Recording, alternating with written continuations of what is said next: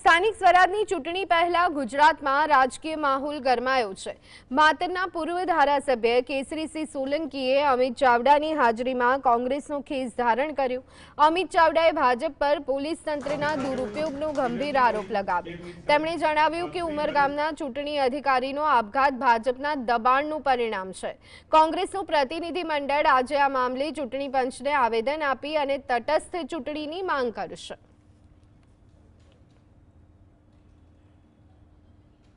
ચૂંટણી પંચના અધિકારીઓને પણ કહેવા માંગીએ છીએ, પોલીસ અને પ્રશાસનના અધિકારીઓને પણ કહેવા માંગીએ છીએ કે તમારી જવાબદારી છે લોકશાહીની રક્ષા કરવાની, તમારી જવાબદારી છે લોકોની રક્ષા કરવાની, પારદર્શક રીતે તટસ્થ ચૂંટણી થાય એના માટેની જવાબદારી છે, લો એન્ડ ઓર્ડર સાચવવાની જવાબદારી છે।